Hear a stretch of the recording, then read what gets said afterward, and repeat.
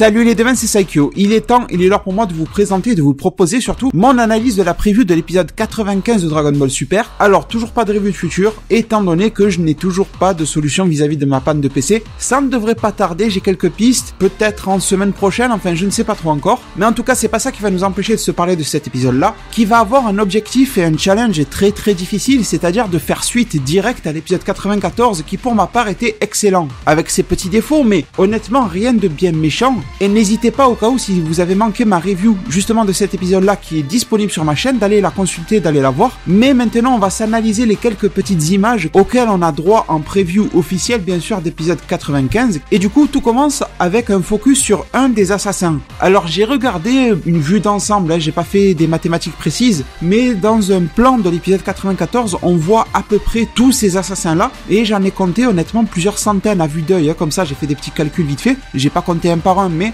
j'ai l'impression qu'on dépassait en tout cas très largement la centaine d'assassins. Encore une fois, ça renvoie à ce que je vous disais. Sidra de l'univers 9 nous disait qu'il galérait à trouver 7 membres pour participer au tournoi du pouvoir, mais il arrive à débloquer d'un claquement de doigts à peu près 200-300 assassins. Et justement, ce qui pourrait peut-être expliquer justement ça, et si on se rappelle de ce qu'a dit Kitera, et quand on regarde le design en plus de ces assassins-là, j'ai peut-être l'impression que toute cette bande d'assassins n'est pas forcément un vrai peuple mortel. Enfin, je pense qu'il y a une petite arnaque, c'est pas forcément des êtres vivants traditionnels auxquels on a affaire ici. Je m'explique. Quand Sidra et Kitera se sont parlé, Kitera a dit à Sidra, dans ton univers, l'univers 9, il y a quelque chose, il y a des gens en fait qu'on peut envoyer pour s'occuper de Freezer. En gros, Kitera il a voulu faire comprendre que dans l'univers 4, ce truc-là n'existe pas. Ce qui est un petit peu bizarre. Chaque univers a plus ou moins le même nombre de ressources. Je sais qu'il y a des grosses différences entre les univers, mais quand même, j'ai du mal à imaginer un univers dans lequel il y a 0 combattant et un univers dans lequel il y en a des milliers. Vous voyez, c'est un peu ça que je veux dire. Après, quand on regarde ces assassins, ils ont tous exactement la même tête. Alors, est-ce qu'ils portent un masque un peu comme les embouts dans Naruto? J'ai pas l'impression, on dirait vraiment que ce sont leurs yeux, etc.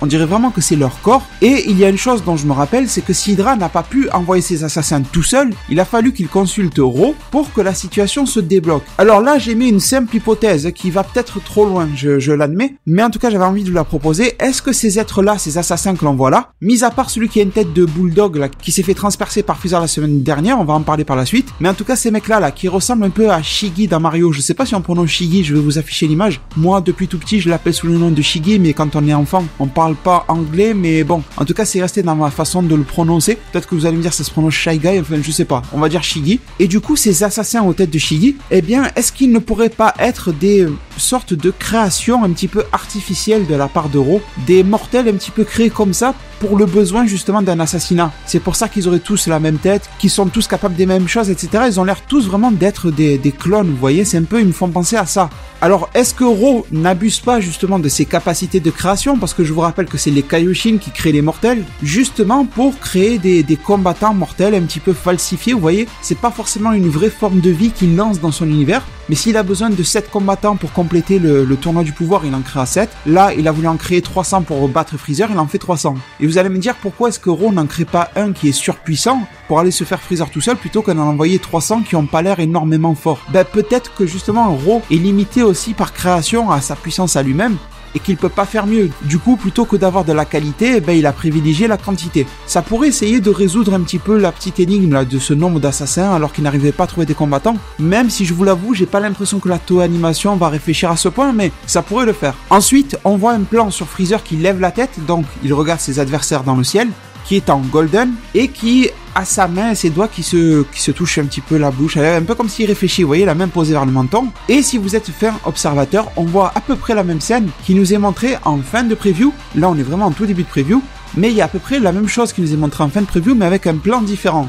Là, ce que je vous affiche en début de preview, on est sur une espèce de demi-profil, alors qu'en fin de preview, on est sur une vue de face un petit peu plongeante. Et bien, même si ces deux scènes nous sont montrées en début et en fin de preview, je pense que ça revient au même. C'est la même chose, sauf que voilà, quand on filme une scène et quand un animé est réalisé comme Dragon Ball, il y a plusieurs plans qui nous sont montrés pour une même scène. Donc je pense que les deux plans vont se combiner dans l'épisode final, et je pense que réellement dans l'épisode, ça sera en tout début d'épisode, étant donné que les adversaires sont dans le ciel. Je pense que là, Golden Freezer vient tout juste justement de se transformer, que là il rigole un petit peu, il les méprise un petit peu, et qu'il va leur foncer dessus. Sachant que, au passage, je vous rappelle que d'après les différents spoilers que l'on a eu de révéler, je pense que si vous êtes sur cette vidéo-là, vous ne craignez pas trop les spoilers d'épisode 95 parce que vous avez bien compris que je peux pas faire semblant de ne pas les connaître. Ça serait bizarre de vous parler de la preview de l'épisode en faisant celui qui n'a lu aucun spoiler alors que je suis quasiment toujours le premier sur YouTube à venir vous les proposer. Ce serait bête de ma part. Mais en gros, ce qui nous a été dit, de manière confirmée, attention, parce qu'il y a eu des spoilers non confirmés, des spoilers confirmés, là je vais vous parler uniquement des spoilers confirmés, il nous a été dit que Freezer avait un plan en tête, et qui pourrait, voilà, changer un petit peu la donne. Donc je pense qu'il faut garder ça en tête tout le long, et que ça peut nous donner des indications, et que, en plus, pour ceux qui ont pris connaissance des spoilers non confirmés, ça pourrait faire le lien. Parce que pour ceux qui ne connaissent pas ces spoilers non confirmés, il nous a été dit que Kitera, la souris de l'univers 4, va faire en sorte de recruter Freezer. Donc, si Freezer de lui-même planifie de trahir l'univers 7, en tout cas, les spoilers confirmés nous disent que Freezer a un plan qu'il cache à Goku, donc je pense que c'est quand même un truc un petit peu malsain. Si vous combinez ça avec les spoilers pas confirmés, donc voilà, ça peut correspondre. C'est pas que je cherche à tout prix à confirmer les spoilers pas confirmés, mais plus on avance, plus j'ai l'impression que ça arrive. Bon, ensuite, on voit encore tous ces assassins-là qui foncent. Forcément, il va y avoir un assaut qui va être lancé. Pour le moment, on n'a pas de trace de celui qui avait l'air d'être leur leader, qui avait une tête de chien, là, qui avait des vêtements un petit peu proches de ceux des Akaishin. Mais ça va arriver par la suite de la preview. Ensuite, on passe sur un plan sur lequel on voit Golden Freezer qui vole, qui a l'air vraiment d'être dans une action frénétique avec son aura Golden, là, tout autour de lui. À ce moment-là, Goku nous dit « Des assassins veulent nous tuer. Qui êtes-vous » Donc bon, ça nous apprend pas grand chose de plus. Là, j'ai vraiment l'impression que Freezer, en plus il fait une grosse tête de fou, va directement foncer parmi tous les assassins et faire un bon petit ravage à la chaîne, vraiment à la chaîne, en exploser, je sais pas moi, une centaine d'un coup, quelque chose comme ça, juste en volant à travers eux, en leur mettant des coups de chaque côté. Pourquoi pas aussi des vagues de ki qu'il balancerait en plein milieu en passant au travers de cette foule d'assassins. C'est bizarre ce que je vais dire, mais regardez au bout de la queue de Freezer. C'est un peu bizarre là ce que je viens de dire, mais c'est la réalité. On voit comme une espèce de disque violacé. Et si vous regardez au niveau du pied gauche, juste en dessous, on voit aussi cette espèce de disque violacé. Si vous regardez un petit peu plus bas, on le voit aussi. Donc, est-ce que Freezer est en train de passer au travers de ses adversaires et de leur balancer des vagues de ki de chaque côté? Ça pourrait correspondre honnêtement avec le personnage. Ensuite, on le voit comme s'il se téléportait, mais je pense que c'est pour montrer qu'il accélère encore plus sa vitesse. Et là, il a pour objectif tout simplement de tuer et de finir ses adversaires à la main. Un peu comme un Tao Pai Pai, j'ai envie de dire, qui, avec le bout de sa langue ou avec un doigt, pouvait tuer ses adversaires en touchant des points vitaux et tout ça. Et ça me fait penser aussi aux attaques de Beerus, que Beerus utilisait surtout au tout début de Dragon Ball Super et du film Battle of God, dans lequel il arrivait à toucher ces fameux points vitaux et les points de pression sur le corps, justement, pour faire en sorte soit d'immobiliser son adversaire, soit de le tuer, entre guillemets avec classe. C'est-à-dire, c'est pas cool de tuer quelqu'un, mais je veux dire, dans un animé, vous voyez le mec qui pose juste son doigt et le gars il meurt comme ça. Voilà, c'est un côté où vous dites, le mec, on peut rien faire contre lui, c'est un monstre indestructible. Et je pense clairement que Golden Freezer est en train de les tuer. Il n'a aucune interdiction de le faire, on n'est pas au tournoi du pouvoir, donc il se fait plaisir. Et en plus, le filtre là qui est appliqué à l'écran, l'image est de couleur normale, puis ça devient comme un filtre négatif, on appelle ça comme ça. Pour moi, c'est clairement pour nous faire comprendre que les assassins sont en train de se faire défoncer. Quand je dis défoncer, ça veut dire qu'ils se font tuer. On voit qu'ils les enchaînent et Freezer en plus continue avec ses sourires vicieux, donc rien d'étonnant. Et je pense justement que dans cet épisode-là, on va avoir deux personnages qui vont se contredire, à savoir Freezer et Goku. Je pense que Freezer va être dans son massacre et sa folie meurtrière, il va complètement se lâcher. Et Goku, lui, va vouloir faire en sorte de raisonner Freezer, de lui dire de s'arrêter, probablement d'éviter que certains gars se fassent tuer. Vous savez, Goku, peu importe que les mecs soient ses ennemis ou pas, il n'aime jamais les tuer. Même Freezer, il a refusé à le tuer la première fois. Même la deuxième fois, Goku n'a pas voulu tuer Freezer. C'est juste que la première fois, il lui a laissé la vie sauve, la planète a explosé. On est remonté dans le temps dans le film et l'animé. Et visiblement, Goku n'avait pas d'autre solution au final que de tuer Freezer. Bon, rien de spécial derrière. On voit la tête de Goku qui se crispe, c'est normal vu la situation. Et derrière, un petit peu plus intéressant. Et on voit que Baba est bien sûr accompagné de son fantôme, là, l'assistant. Je crois, alors là, vous allez me le dire parce que j'ai pas été vérifié, mais il me semble qu'il s'appelle Obake. Je crois que ça avait été révélé dans un guidebook il y a bien longtemps. Mais peut-être que je vous dis des conneries. N'hésitez pas à me dire dans un commentaire si c'est la vérité ou pas. Et on voit que les deux sont terrifiés complètement. Et à partir de ça, et des images qui vont suivre, justement, je pense clairement que Baba la Voyante et ce fameux Obake, je vais l'appeler comme ça, désolé si je me trompe au final, eh bien, vont se faire attaquer par les assassins. Je pense que oui. On voit derrière Goku qui essaye de réagir à quelque chose, donc je pense que les assassins vont mener une attaque contre Baba, justement. Et sur le plan suivant, on voit Goku qui se téléporte directement devant Baba. C'est clair, hein, si vous voyez surtout la version animée, vous allez voir qu'il y a un mouvement de Goku pour se mettre devant.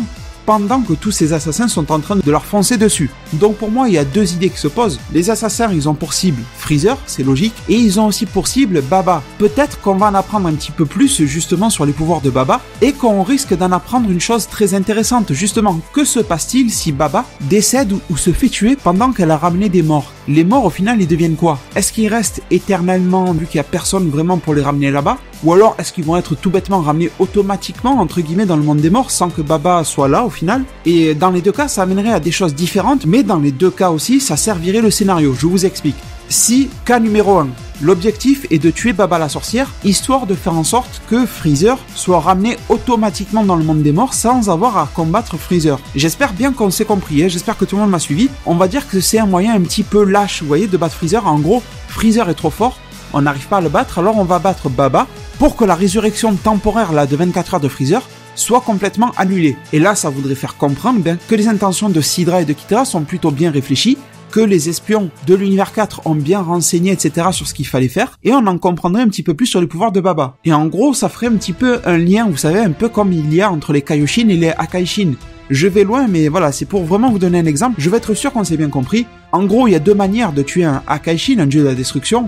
Soit vous le combattez, vous le tuez directement, soit vous n'êtes pas assez fort et vous faites comme Zamasu et Goku Black et vous allez tuer les Kaioshin, comme ça vous tuez les Akaishin. Ben peut-être que quand le mort ramené par Baba est trop puissant, vous vous en prenez à Baba et c'est réglé. Et ça correspondrait justement avec tout le scénario qui nous a été posé concernant Sidra et compagnie. Par contre, cas numéro 2, imaginez que c'est totalement l'inverse. Si vous tuez Baba, eh bien le mort ne peut plus être ramené justement dans le monde des morts, un peu comme une âme errante, on va dire, quelque chose comme ça, sauf qu'en plus il aura le privilège de garder son enveloppe de corps de mortel, et du coup ça pourrait ouvrir justement, alors là, beaucoup d'opportunités. Ça pourrait donner envie à Freezer de tuer Baba lui-même déjà, histoire de pouvoir rester dans le monde des vivants éternellement, j'ai envie de dire, et ça pourrait mener à pas mal d'ouvertures de scénarios, correspondant aux fameux spoilers non confirmés. Donc je pense que ça peut être cool. J'espère, je ne sais pas si la animation ira jusque là, que le truc d'attaquer Baba, ça va avoir une certaine utilité et pas juste de faire en sorte que Goku dise « Ah merde Baba, je vais te sauver la vie, bon ». J'espère que ça sera pas juste un prétexte pour que Goku se batte,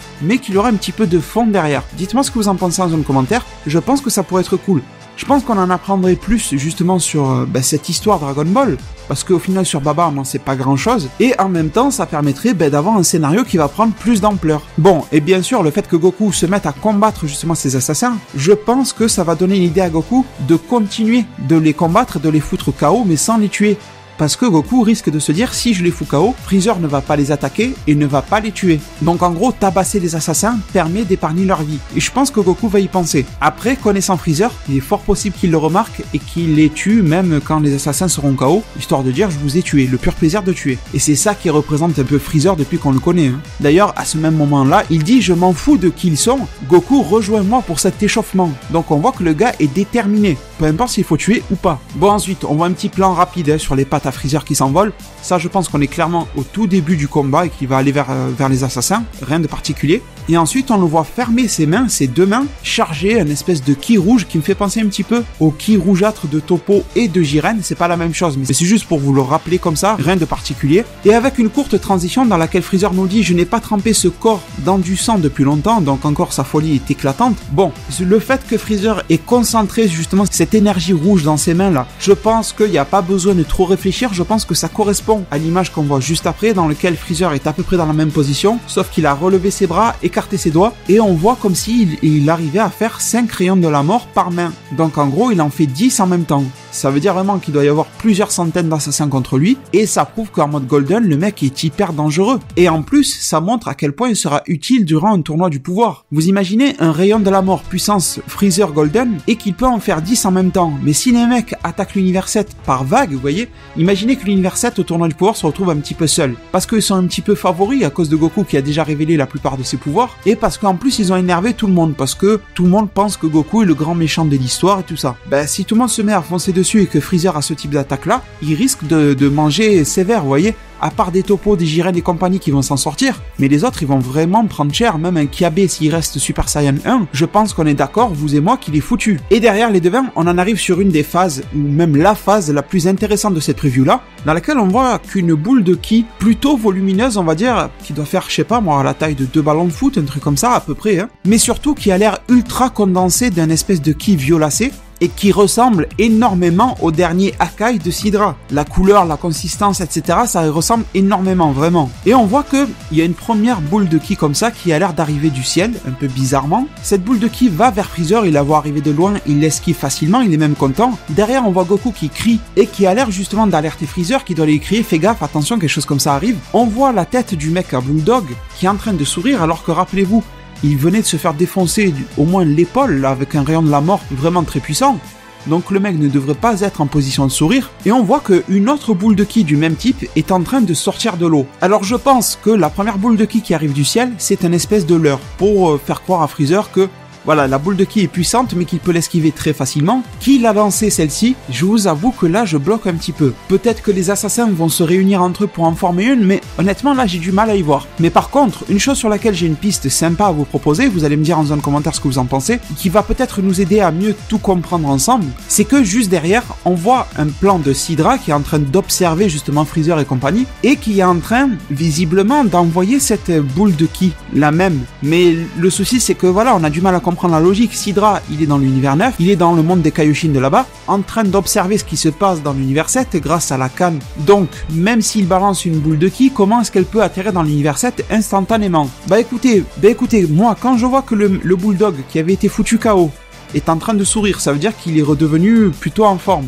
et qu'il arrive à balancer une boule de ki qui a l'air ultra puissante comme ça, qui a l'air d'être du niveau de Sidra. Clairement, le niveau de Sidra, c'est pas de la merde. Je pense que Sidra est moins fort que Beerus.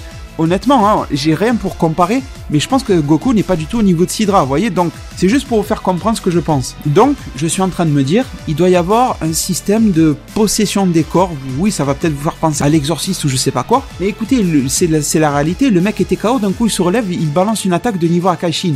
Il y a bien un problème. Donc, je me dis que, probablement et visiblement, Sidra a le moyen de posséder ce mec-là qui a une tête de Bulldog et de s'en servir un petit peu comme dot à ses pouvoirs et d'envoyer des attaques directement sur Freezer. Probablement même une forme de Akai. Je pense que cette boule d'énergie-là, si elle touche Freezer, ça va le Akai, clairement. Et c'est pour ça que d'un coup, le Bulldog qui avait un visage assez maîtrisé, assez fermé, froid et tout ça, se met à sourire. Probablement parce que c'est Sidra qui le contrôle. Et en plus, le fait que ce gars-là se fasse contrôler, ça répondrait à la question que je vous avais posée dans ma review.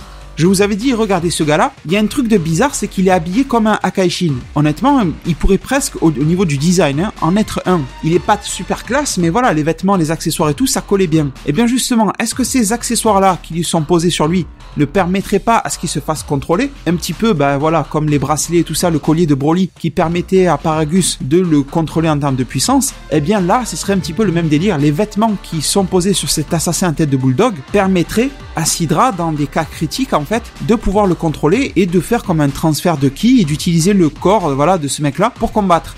Bien sûr, pas à la pleine puissance de Sidra, forcément. Généralement, les histoires de possession et d'intermédiaires comme ça, ça fait que la puissance réelle n'est pas atteinte, mais d'avoir un niveau capable de Akai déjà. Du coup, les devins, je ne sais pas ce que vous en pensez, mais en plus, ça pose une question. Vous allez me dire, si c'est un Akai, comment il va faire pour s'en sortir? Bon, il y a l'esquive, ça peut être tout con. Mais si Freezer n'a pas le temps de réagir, ça veut dire que si c'est un Akai, il ne peut pas se permettre de la renvoyer avec sa main, vu que s'il la touche, il se fait Akai. Idem, si Goku se met devant pour bloquer l'attaque, ben Goku va se faire détruire. Alors, il reste l'idée d'un Kamehameha de Goku pour essayer de dévier cette espèce de mini Akai, on va l'appeler le mini Akai. Ou alors, un truc que moi j'aimerais beaucoup, c'est peut-être trop du fantasme, hein, vous allez dire, une intervention de Beerus qui viendrait, en plus Beerus qui va sauver Freezer, ça serait vraiment drôle, et qui viendrait justement, qui annulerait le Akai, qui le maîtriserait, vous voyez, il le prend dans sa main, il l'écrase, en faisant une remarque à la Beerus, vous voyez, en disant c'est quoi ce sous-Akai que tu es en train de faire mortel, et d'un coup il regarde le Bulldog et dit ah c'est toi Sidra, et au tournoi du pouvoir tu vas prendre cher. Ça pourrait être quelque chose en plus qui lancerait l'intrigue de conflit entre les dieux de la destruction qui vont se foutre sur la gueule comme je le prévois dans cet arc à venir et tout ça. Donc en tout cas je pense clairement qu'on va avoir un énorme épisode, et si ça se passe un petit peu comme je vous le dis, ça pourrait être sympa. Partagez-moi aussi vos idées en zone commentaire. Le titre du prochain épisode sera le plus méchant, le pire, le grand déchaînement de Freezer, donc ça correspond clairement à la réalité. Et du coup les devins, je vous remercie énormément de m'avoir suivi et écouté durant cette vidéo, et je me permets de vous laisser sur ces mots. Prenez soin de votre futur, le meilleur moyen d'y arriver c'est de vous abonner à ma chaîne, de la partager, la liker et la commenter un maximum de fois pour que notre communauté puisse se développer le plus possible sur YouTube. Merci beaucoup et à plus pour le prochain Zard Divinatoire.